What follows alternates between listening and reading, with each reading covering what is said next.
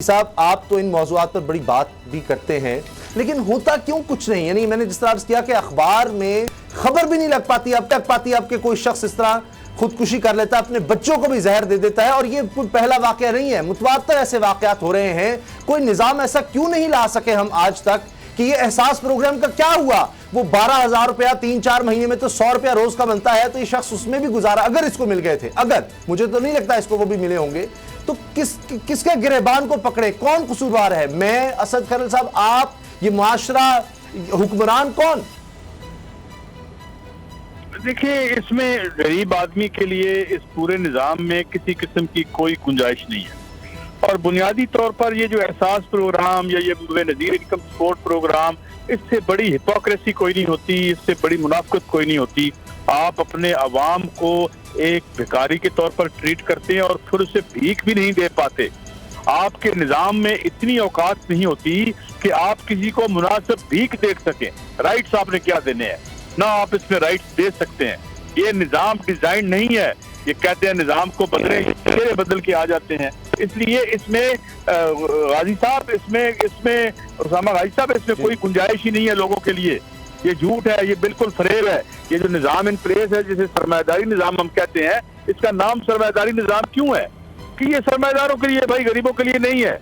हाँ, गरीबों को हम जो है वो वादे करेंगे उनसे, और वो उनको इलेक्शन मैनिफेस्टो सुनाएंगे, मगर वो बेचारे इसी तरह हम बेसिकली हमने मारा उसको। ये हुक्मरान, उसके हुक्मरान जो है वो इसके जिम्मेदार है। इतनी बेहिस्सी है, और अगर बेहिस ना हो तो इस निजाम में ये हुकूमत ही नहीं कर सकते। बेहिस ना हो, इनकी आंखें खुली हों तो ये जमीर की आवाज पे खुद ही मर जाए, मगर नहीं, ऐसा नहीं है। और इन्हें पता है, क्योंकि इनके लिए इंसान नहीं है वो, ये इनका अपना तबका इनके लिए इंसान है। अपने से नीचे लोगों को ये इंसान नहीं समझते, उसे ये खाम माल की तरह ट्रीट करते हैं। और इसके लिए इसीलिए कहते हैं फौरन लॉकडाउन को शुरू करो और हमारे मुनाफे दोबारा से हमारे लिए पैदा करने शुरू कर दो। सईद काजी साहब, देखिए, जब हम मदीना की रियासत को फॉलो करने की बात करते हैं, उसको मशले राह बनाते हैं, तो फिर वहां तो सैयदना उमर का कौल भी नजर आता है। वो भी उसी रियासत को फॉलो करते थे कि अगर किसी दरिया के किनारे पर एक जानवर का बच्चा भी मर गया, तो सवाल तो उस वक्त खलीफा से होना है, यानी सरबराह से होना है। तो फिर ये लंगर खाने, ये पनाह गाहें, ये इन खुदकुशियों को, इन अमवात को, इन कत्लों को क्यों नहीं रोक पा रही? क्यों ऐसा है कि हम अखबारात में पहले तो खबरें छप जाती थी, हमने आपसे सहाफत सीखी है, आज तो चूंकि शायद हमें पता है कि इससे होना कुछ नहीं, कल को फिर कोई अल्लाह ना करे फिर कोई बाप, कोई माँ इस तरह से खुदकुशी करेगा, अपने बच्चों को कत्ल करके उसके बाद खुद भी अपना खात्मा कर लेगा, लेकिन कुछ भी नहीं होगा, किसी को फर्क नहीं पड़ता। वहां ये होगा, अच्छा नैब को किस तरह बदलना है, हुकूमत किस तरह गिरानी है, APC किस तरह करनी है, जमहूरियत को खतरा हो गया है, यही बातें होंगी। 18वीं तरमीम को खतरा। देखिए, ये जितना आपका खैरात का निजाम है ना जी, ये बुनियादी तौर पर ऐसी है जैसे हम एक कैंसर के इलाज के लिए पेन किलर देना चाहते हैं, और हमारे पास पेन किलर भी नहीं है, ठीक है? तो ये अगर ये एस्पिरिन से इलाज कर रहे होते हैं, इससे आपकी जो गुर्बत है, बुनियादी मसला क्या है? मसला ये है कि देखें, आपके प्रेजेंट इकोनॉमिक सेटअप में, अब इसको आप प्रैक्टिकल क्वेश्चन के तौर पर अगर डील करें, तो क्या जिस निजाम का नुमाइंदा हफीज शेख है, या ये जो हमारा रजा बाकर रजा आया हुआ है, ये कौन लोग हैं? ये कौन लोग हैं? कभी आपने गौर किया कि आपके मुल्क के सबसे अहम इदारे में, जिसे स्टेट बैंक ऑफ पाकिस्तान कहते हैं, ये कौन शख्स आया हुआ है? ये आपका आदमी है। इसकी बैकग्राउंड क्या है? इसका मंगाए जरा, इसकी चीजें मंगाए, इसका जरा रिज्यूमे मंगाए। और बहुत अच्छा रिज्यूमे होगा IMF और वर्ल्ड बैंक में। IMF और वर्ल्ड बैंक क्या है? ये आलमी माफिया के हिस्से हैं। ये माफिया की तरह दुनिया चलती है हुजूर। ये यहाँ पे वो गए दिन जिस वक्त एक सेहतमंदाना सरमायादाराना रियासत थी और आइन की बातें करते थे और हकूक की बातें करते थे। आज ये माफियाज हैं, आम ट्रस्ट करते हैं। तो ये सिलसिला है इसमें जी। तो फिर क्या असद खरल साहब, जो काजी साहब बात कर रहे हैं, कोई और निजाम लाना होगा यहाँ? तो फिर कहते हैं जी प्रेसिडेंशियल सिस्टम, कभी कुछ बात, कभी कुछ बात, वो भी चेक करके देख लिए। उसामा साहब, जो अब वज़ीर आज़म साहब कई दफ़ा ये बयान असम्बली के अंदर दे चुके हैं कि जनाब ये माफियाज हैं। अब वो वज़ीर आज़म मेरा ख्याल या तो भूल जाते हैं कि वो कंटेनर पे नहीं है, अब वो वज़ीर आज़म पाकिस्तान है, वो सरबराह में मुल्कत है, क्योंकि सिंबॉलिक पोस्ट अब रह गई है, आपको पता है, सदर मुल्कत की। तो चीफ एग्जीक्यूटिव हैं। सही। तो अगर वो बेबसी का इजहार करते हैं तो इन माफिया के को किसने करना है? बदकिस्मती ये, जैसा काजी साहब निशानदेही कर रहे हैं, यहाँ पे उन्होंने 2-3 नाम लिए। रजा बाकर साहब, जारी बात है, वो एजेंडे के तहत आए, वर्ल्ड बैंक के जिस तरह उन्होंने बताया अहदेदार थे। अब्दुल हफीज शेख साहब, क्या वजह है कि पीपल्स पार्टी की हुकूमत हो, काफ लीग की हुकूमत हो, मुशर्रफ की हुकूमत यानी हो, सानिया निश्तर साहिबा हैं, तो गुर्बत के खात्मे के लिए उसके बाद है, उसके लिए पाकिस्तान की तारीख में कभी इतने पैसे नहीं रखे गए, अब्दुल हफीज शेख साहब से ज्यादा का हो गया है। नदीम बाबर साहब कई उनकी अपनी पावर और आईपीपी कंपनी के अंदर शेयर है। अब्दुल रज़ाक दाऊद साहब वो सरमायादार हैं। 4 तो ये बंदे हो गए, इसके अलावा एक लंबी फहरिस्त है। मुझे ये बताया उसामा साहब, हम नवाज शरीफ साहब के ऊपर तनकीद इसी बात पे करते थे कि जनाब वो सरमायादार हैं, उन्होंने अपनी फैक्ट्रियां बढ़ा ली, उन्होंने अपने कारखाने लगा लिए, उनके 1 से 9 हो गए, 9 से 28 हो गए। जरदारी साहब की 1 से शुगर मिल 10 होगी, 10 से 12 होगी, ओमनी ग्रुप ये वो सारा। इमरान खान साहब ठीक है, वो खुद नहीं कर रहे, वो उनके बेटे नहीं कर रहे, और उनके अजीज़ों कारब नहीं कर रहे, लेकिन वो नहीं है मशीर, वो नहीं है एडवाइजर, वो कहीं नजर नहीं आते। लेकिन जो उनके दाएं बाएं आगे पीछे जो पोर्टफोलियो पे लोग बैठे हैं, अगर वो फूल रहे हैं, वो माफिया के तौर पर सर्वाइव कर रहे हैं, वो शुगर क्राइसिस पैदा करते हैं मुल्क के अंदर, वो आटे का बहरान पैदा करते हैं, वो पावर आज भी सेक्टर में आईपीपी माफिया रिपोर्ट के बावजूद इमरान खान उनके सामने बेबस नजर आते हैं। शुगर माफिया के खिलाफ इमरान खान साहब रिपोर्ट के बावजूद, आटा बुरहान के बावजूद साहब, अब सवाल ही पैदा होता है कि चलें अगर ये बिल्कुल वही लोग हैं तो फिर क्या सईद काजी साहब जो अपोजिशन कर रही है कि आज वही लोग जो एक दूसरे के खिलाफ ऐसे से बयान देते थे कि शायद हम चला भी नहीं सकते टेलीविजन पर, नून लीग, पीपल्स पार्टी, वो मोदी का यार गद्दार बिलावल कहते थे नवाज शरीफ को, तो और बहुत सी बातें, तो अब वो इकट्ठे हो रहे हैं इस हुकूमत को गिराने के लिए। क्या उससे हुकूमत को गिरा पाएंगे? नंबर 1। दूसरा ये कि क्या हुकूमतें गिराने से ये ठीक हो जाएगा निजाम, और नून लीग और पीपल्स पार्टी सब कुछ ठीक कर लेंगे ये इमरान खान को गिराने के बाद? वो कह रहे हैं जी हम एपीसी बुला रहे हैं, ईद के बाद हम गिराने लगे हुकूमत। देखिए, ये इससे बड़ा मजाक कोई नहीं है, क्या गिराना है उन्होंने और क्या करना है उनका, क्योंकि कौन सी अपोजिशन है। देखें, इमरान खान जो भी है या जो मसाइल का शिकार है वो अपनी जगह पे है, लेकिन इमरान खान की सबसे बड़ी खुशनसीबी तो पीपल्स पार्टी है, उसकी तो PMLN है, क्योंकि इसकी अपोजिशन तो देखें जरा, इनकी काम तो देखें जरा, इनके असल धंधे तो देखें क्या थे। मतलब आपकी रियासत इतनी कमजोर है कि इनको प्रोसिक्यूट नहीं कर सकी, दिन दहाड़े चोरी पता ही नहीं चला क्या हुआ, किधर निकल गए।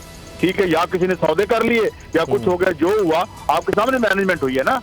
तो बात यह है कि ये अपोजिशन कौन सी अपोजिशन है, इकट्ठे हो जाएंगे मौलाना फजल रहमान साहब, आज उनको एक वजारत दे के हाउसिंग की दे दें वजारत, और बाकी सारे उनके लोग वहीं पहुंच जाएं जहाँ पहले जिन मकानों में रह रहे थे, तो इंशाल्लाह वो उनका सियासी मसला हल हो जाएगा, जमहूरी मसला हल हो जाएगा, उनका तनाजुर दुरुस्त हो जाएगा। तो इसी तरीके से ये जो है इनके क्या मसले हैं, वो रात को उधर तरला करते हैं, सवेरे बिलावल साहब से मिलकर बयान देते हैं कि हम ईद के बाद मिल रहे हैं। बिलावल साहब बाकायदा गुस्से इस दफा नाराज हुए हैं उनसे, किसी शहबाज शरीफ साहब क्यों नहीं आए, 3 महाजों पे लड़ रहे हैं। एक उनका महाज तो है कि यहाँ के एस्टेब्लिशमेंट के तरलों से फरागत बन जाए, फिर उनके बड़े भाईजान का हुक्म मानना होता है। उधर उनकी एक भतीजी है माशाल्लाह जो उनके लिए एक हजीम और शान प्रॉब्लम है, वो कहाँ जाए बेचारे। कौन सी अपोजिशन उसामा गाजी साहब, कोई अपोजिशन नहीं है। इसीलिए तो उन्होंने सेल्फ क्वारंटाइन किया हुआ है, खुद सख्त जब दिल करे वो क्वारंटाइन में चले जाते हैं। मियां जबील लतीफ साहब ने कहा वो आएंगे, शहबाज शरीफ साहब आएंगे, और वो जैसे ही सेहतयाब होंगे वो आएंगे। वो सेहतयाब होंगे तो फिर आएंगे ना, क्योंकि उनका अपनी मर्जी से टेस्ट जब मर्जी पॉजिटिव हो जाता है, जब मर्जी नेगेटिव हो जाता है।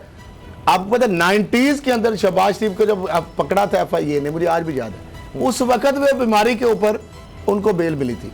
यानी टेक्निकल ग्राउंड के मास्टरमाइंड है।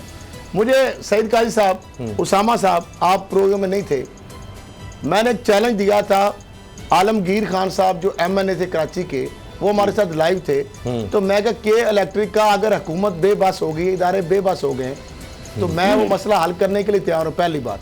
दूसरी, काजी साहब आप हैरान होंगे, ये माफिया की बात कर रहे हैं जी। हाइडल बिजली के हवाले से मुझे टॉप लेवल के लोगों ने, प्रोविंशियल गवर्नमेंट की मैं बात कर रहा हूं और फेडरल गवर्नमेंट के, उन्होंने कहा आप हमारी मदद करें। मैं किस लिए?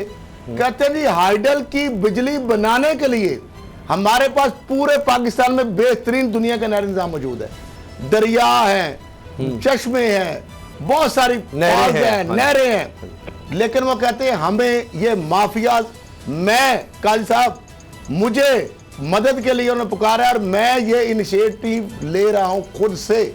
अच्छा। और मैं 4 या 5 मेगावाट, वो तो 5 बनी थी ना 200 अरब लेके पर चाइना से, वो कायदे आज़म सोलर, मैं हाइडल बना के चला के मैं दिखाऊंगा, फिर उसके बाद सोलर विंड, और जिस जिले को हुकूमत कहेगी ना तो मैं जमीन लीज पे लूंगा, चलिए मैं उसको हाफ रेट पे बिजली भी दूंगा, सईद काजी साहब, मॉडल विलेज भी बनाऊंगा, जब हुकूमतें नहीं करेंगी तो फिर इस तरह अनलिमिटेड बिजली भी दे सकता हूँ एक बंदा अगर सही से। और हुकूमत की मुझे मदद की जरूरत नहीं है, अच्छा। मैं करके दिखाऊंगा। हुकूमत के इंशाल्लाह बुज़ुर्ग अल्लाह करे, कहते हैं, अल्लाह करे आप कामयाब हो। बुज़ुर्ग उसामा साहब जी, जी, जी। वो कहते हैं जी हमारा पॉलिसी बन रही है, हमारा एनओसी फंसा हुआ है, फेडरल प्रोविंशियल का फंसा है, नेपरा बीच में एनओसी नहीं देता। खैरल साहब मुझे ये एक और मामला है, नेपरा को आईपीपी वाले ये धमकी लगाते हैं कि भाई अगर आप सस्ती बिजली बनाने का एनओसी काम शुरू कर दोगे तो हमारे अरबों खरबों के जो खांचे हैं जिसमें से आपको भी बोरे भर के इतनी देते बात हैं, जी तो हमारी दुकानें आप बंद करोगे। ये वैसे आपकी बात इस हद तक दुरुस्त है कि लेटेस्ट स्टडीज पाकिस्तान के बारे में यही है कि आप जितने भी आपने कोई प्रोजेक्ट्स लगाने हैं ना वो डिस्ट्रिक्ट के बड़े बड़े शहरों के करीब लगाएं, उससे आपका जो ट्रांसमिशन का लाहौर के अतराफ साहब, अच्छा खैर आवाम के लिए लाहौर के अतराफ में शेखुपुरा और ननकाना से मैं स्टार्ट कर रहा हूँ अपनी मदद आपके तहत, अल्लाह आपको कामयाब करे, ले रहा हूँ ना कोई लोन लूंगा, अपनी मदद आपके तहत अच्छा करके दिखा दूंगा हुकूमत को कि ये काम हो आपकी इजाजत से। सईद काजी साहब एक और मामला है नैब का।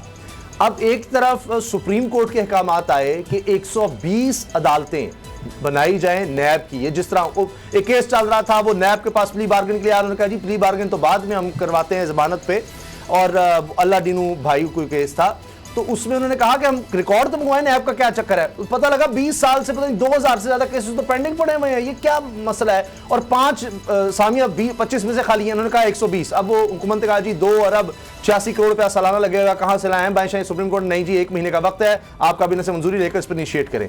दूसरी तरफ ये सियासतदान इकट्ठे हो गए हैं, हुकूमत और ऑपोजिशन अब मिल बैठ रहे हैं और नैब तरमीम लेकर आ रहे हैं, वो बना लिया ड्राफ्ट, मैंने पूरी खबर ब्रेक नहीं की। जी जी बिल्कुल सही। तो सईद काजी साहब ये अब नैब को क्या होने लगा है, इसको एक तरफ सुप्रीम कोर्ट के अहकाम आते हैं, दूसरी तरफ ये सियासतदान इकट्ठे हो गए हैं और ये कह रहे हैं कोई नैब का कोई नया इदारा बनेगा। देखिए जितने भी ये केस खत्म हुए हैं, ये जो इसका हुआ था जिसको शहबाज शरीफ ने 14 लाख रुपए गैर कानूनी जिसकी तनख्वाह लगा रखी थी, क्या नाम था उसका, आहद चीमा था, उसका केस हो गया, या फवाद हसन फवाद का केस हो गया, ये केस थे। और मुझे नायब के सोर्सेज ने बताया था जनाब कि वहाँ जज नहीं अपॉइंट हो रहे, जज अपॉइंट नहीं होते, ये ऊपर जाते हैं, ऊपर जाके हाई कोर्ट सुप्रीम कोर्ट को वो ठीक कहते हैं, वो कहते हैं यार इतने अरसे से केस है तो इसको जमानत पे घर भेजो या इसका ट्रायल करो। ये क्या हो रहा है, हो ये रहा है हजूर कि हमें ट्रायल दिखाया जा रहा है, सौदेबाजी कहीं और हो रही होती है। इनका मुझे लगता है रियासत का मसला भी करप्शन नहीं रह गया, करप्शन से ये इनसे इसको मसला नहीं समझते ये। इसलिए मुझे ये बताएं, ओपन एंड शट केसेस थे, इवन बहुत से केसेस थे तो हमें बात करने से रोक दिया गया कि भाई बात नहीं करनी आपने। मुझे बताएं किस मुल्क में ऐसे होता है, कहा जाए कि जी आप केस पे बात ही नहीं कर सकते, हम जज की जात को डिस्कस, अच्छा एक तरफ जजों की जात को डिस्कस कर रहे हैं, कुछ लोगों को ये आजादी हासिल है कि जजों पर जो मर्जी कमेंट कर लें। हमें ये कहा जाता है कि जनाब आपने जो फैसला हो गया आपका आईनी हक है कि आप इसके हुस्न खुबा के बारे में जज साहब की जात को डिस्कस किए कर सकते हैं, ठीक हो गया। अच्छा लेकिन वो उसकी हमें इजाजत नहीं, तो मैं ये समझता हूँ इन्हें समझ में नहीं आ रहा। मैं एक और खबर मैं भी और भी आपको दे दूं, जी जी, दुनिया एक खौफनाक वाशी बुरान की तरफ बढ़ रही है, हम मरीख पर नहीं रहते, जमीन पर रहते हैं। सही। और मैं ये भी बता दूं उसामा गाजी साहब, जी जी जी, आपके पास ना ये चेहरे नजर आ रहे हैं मुझे, ना ये मौजूदात नजर आ रहे हैं।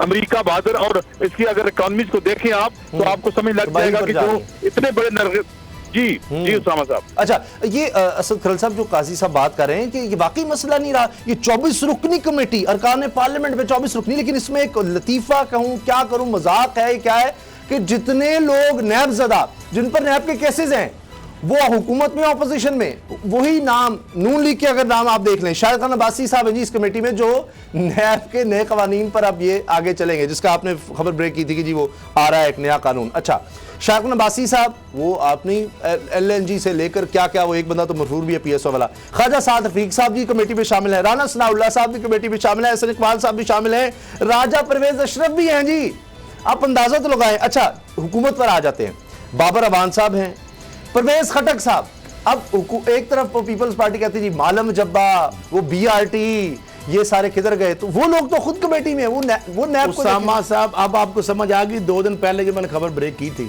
कि इस्लामाबाद में ड्राफ्ट तैयार हो चुका है, जी जी, ये फेस आगे और है, केस कहीं और तैयार हो गए, ड्राफ्ट बन चुका है, ये कमेटी अब अनाउंसमेंट आ रही है, ड्राफ्ट फाइनल हो चुका है। मैंने आपको बताया था कि इस्लामाबाद के सेक्टर भी बताया था, गली भी बताई थी, और जिस घर में ड्राफ्ट हुआ था, हुकूमत इमरान खान कहते थे एहतसाब बिला इम्तियाज, अपने ऐसे लोग तो शामिल ना तो करते, भाई नैब के अपने ऐसे लोग तो शामिल ना करते जिनका नैब केस है। के बेनिफिशियरी उसके अंदर अगर शामिल है, तो अभी आपको समझ नहीं मेरी खबर की आगे कि नून लीग के भी वो लोग जो नैबज़दा, पीपल्स पार्टी के वो लोग जो नैबज़दा, अच्छा, और पीटीआई के भी वो लोग जो नैबज़दा। तो इसका मतलब ये है कि नैब को अब मैं क्या कहूं कि जो उन्होंने बनाएंगे क्या। तो सईद काजी साहब, सुप्रीम कोर्ट इस चीज को देखेगी फिर? ये अगर ये तो नहीं सुप्रीम कोर्ट देखेगी, सुप्रीम कोर्ट नहीं चाहिए। शाहिद खान कबासी के खिलाफ में गया, एलएनजी का सोमोटो हुआ, जी सुप्रीम कोर्ट देखेगी नहीं, सुप्रीम कोर्ट देख रही है। 17/16 केस में सिर्फ मैं ही बात मुद्दई हूं, बाकी सारी दरखास्तें उड़ गई हैं। 3 माह की सुप्रीम कोर्ट ने डेडलाइन दी है नैब को, अच्छा काजी साहब, हुकूमत को, काजी साहब पार्लियामेंट के अंदर लेजिस्लेशन करें। अगर आप नहीं करेंगे तो फिर हम देखेंगे। अभी तो 1 महीने का वक्त दिया सुप्रीम कोर्ट ने। काजी साहब क्या लगता है आपको, 17/16 की चलेगी, सुप्रीम कोर्ट की या ये सियासतदानों की? बारी था नैब का 25 से, आपको नैब का इदारा खत्म होता नजर आ रहा है?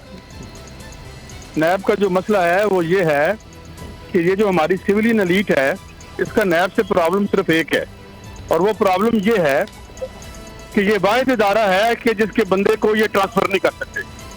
आईजी पुलिस इनके वो हाथ डालेगा तो ये इनके बंदे को हाथ डालेगा, ट्रांसफर हो जाएगा। अगर एफआईए का बंदा इनकी कुछ चोरी पकड़ने की कोशिश करेगा, अगले दिन खुदे लाइन लग जाएगा। तो ये है कि एक कॉन्स्टिट्यूशनल पोस्ट है, एक दफा आपने अपॉइंट कर दिया तो आप उसको हटा नहीं सकते। अब ये गले की हड्डी बन गई है। नैब ने बुरी क्यों लगती है? जो कमर जमान चौधरी की नैब थी वो ठीक थी, क्योंकि वो जाती मुलाजम की तरह काजी साहब, सॉरी फॉर इंटरप्शन, कमर जमान चौधरी के बारे में ही आसिफ जरदारी साहब ने कहा था ना, जब उनसे एक एंकर ने सवाल किया कि चेयरमैन नैब, तो उनका जुमला भी आपने, उसका अंदाजे गुफ्तगू भी, उनकी रौनियत भी आपने देखी। जरदारी साहब जो भाई जेल में भी गए, उनका उसकी क्या मिजाल है कि वो मुझे पूछेगा, तो वो भी वही आपने जो बात की है। तो मामला ये, इदारों के अंदर जब गंदे अंडे सीटों पे बैठ जाएंगे, उन सीटों पे, तो फिर उस इदारों का अल्लाह ही हाफिज होता है। अब चेयरमैन जावेद इकबाल साहब, चले जो भी है काजी साहब, ये एक बात रिकॉर्ड पे है कि जितने लोग साबिक सदूर, वज़राए आज़म, वज़राए आला, अपोजिशन लीडर, बड़े बड़े टॉप ब्यूरोक्रेट, वो सिंध के हों, वो पंजाब के हों, वो केपी के हों, पॉलिटिशियन, जेलों के अंदर तो गए ना, पकड़े तो गए ना।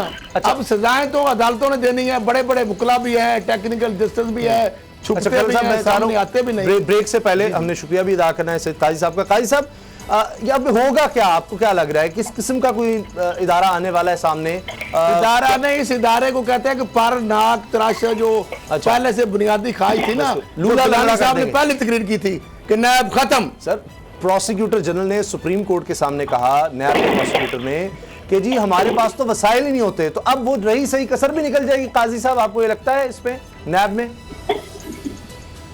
देखिए, बात ये है जी कि इनके ये मैं जिस तरह पहले कह रहा था कि नैब पे भी ये इकट्ठे नहीं होंगे, और जो है ये कोई सी बात है, इन्हें आज यकीन दहानी हो जाए कि जनाब इनके केसेस में आगे पेशरफ नहीं होगी, इनको नैब से कोई प्रॉब्लम नहीं होगा। अच्छा। मसला ये है कि इनकी लड़ाई इम्प्यूनिटी की है। वो ये कहते हैं यार कि जिस तरह उनके ख्याल में बाज हम हुक्मरान तबके के ऐसे लोग हैं जिन्हें शायद हाथ नहीं पड़ सकता, तो हम क्यों नहीं है ऐसे। इन्होंने जो लड़ाई लड़ी है बेसिकली, वो कोई लड़ाई सिविलियन रूल की नहीं थी, वो लड़ाई थी इम्प्यूनिटी की। देखे ना असेंबली में क्या कहते थे, यार जज साहब को कोई नहीं पूछता, जनरल साहब को कोई नहीं पूछता, हमें ये ख्वाजा आसिफ साहब ने कहा था ना, मगर मेरी यादाश्त में, तो वो कह रहे थे कि यार जिस तरह इन लोगों को कोई नहीं पूछता, हमें भी ना पूछो। और फिर उनका बयानिया क्या था? बयानिया ये था कि यार देखो हम करप्ट हैं तो ये भी तो करप्ट है, चुनाचे हमारी करप्शन जमा हुकूमत की मुबैना करप्शन बराबर है 0। तो आप देखें ना कि ये क्या जो है इनका बयानिया क्या था। मगर मैं एक और बात बताऊं, जी हालात ओवरटेक कर लेंगे। अच्छा, माशी बुरहान जो है जिस तरीके से दुनिया में आ रहा है, बैंक ऑफ इंग्लैंड का काबक कहता है पिछले 300 साल का रिकॉर्ड टूट रहा है। बरतानिया जैसा मुल्क जो है वो पॉपुलराइज हो रहा है, और उसकी तकरीबन आधी मैन्युफैक्चरिंग जो है हिट हो गई है, और 350 बिलियन पाउंड का।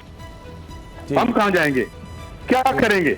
यहाँ पे एक निजामाती तब्दीली पूरी दुनिया मांग रही है। तो ये कोरोना ने जिस तरीके से इनको नंगा किया है और आलमी हुक्मरान तबके को नंगा किया है। बहुत शुक्रिया, बहुत बहुत शुक्रिया सैयद काजी साहब। आप सब्सक्राइब करें और बेल दबाएं ताकि कोई खबर रह न जाए।